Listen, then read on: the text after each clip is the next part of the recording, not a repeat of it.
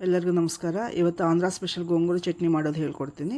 ಇದಕ್ಕೆ 2 ಕಟ್ಟು ಗೋಂಗೂರ, ಒಂದು ಹಿಡಿಯಷ್ಟು ಹಸಿಮೆಣಸಿನ್ಕಾಯಿ, 4 ಟೊಮೊಟೊ, ಒಂದು ಸ್ವಲ್ಪ ಹುಣಸೆಹಣ್ಣು, ಇದನ್ನೆಲ್ಲ ಒಂದು ಸ್ವಲ್ಪ ಎಣ್ಣೆ ಹಾಕಿ ಜೀರಿಗೆ ಮೆಂತ್ಯ ಹಾಕಿ ಒಂದು ಸ್ವಲ್ಪ ಕೆಂಪಗಾದ್ಮೇಲೆ ಈ ಪದಾರ್ಥಗಳೆಲ್ಲ ಹಾಕಿ ಚೆನ್ನಾಗಿ ಬಾಡಿಸಿಟ್ಕೊಂಡ್ಬಿಡ್ಬೇಕು.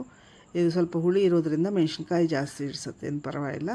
ಅದು ಹುಣಸೆಹಣ್ಣನ್ನು ಹಾಕಿರ್ತೀವಿ ಇದಕ್ಕೆ ಒಂಚೂರು, ಅದರಿಂದ ಚೆನ್ನಾಗಿರುತ್ತೆ. ಹುಳಿಯಾಗಿ ತುಂಬ ಚೆನ್ನಾಗಿರುತ್ತೆ. ಇದಕ್ಕೆ ಚೆನ್ನಾಗಿ ಬಾಡಿಸಿಟ್ಕೊಂಡು ಒಂದು ತಣ್ಣಗಾದಮೇಲೆ ಉಪ್ಪು, ಖಾರಕ್ಕೆ ತಕ್ಕಂಗೆ ಉಪ್ಪು ಮತ್ತು ಅರಿಶಿನ, ಒಂದು ಸ್ವಲ್ಪ ಇಂಗು, ಇದನ್ನೆಲ್ಲ ಹಾಕಿ ಮಿಕ್ಸಿ ಮಾಡಿ ಇಟ್ಕೊಂಡ್ಬಿಡ್ಬೇಕು ನುಣ್ಣಕ್ಕೆ. ಆಮೇಲೆ ಒಗ್ಗರಣೆ ಒಂದು ಸ್ವಲ್ಪ ಎಣ್ಣೆ ಜಾಸ್ತಿ ಇಡಿಸುತ್ತೆ.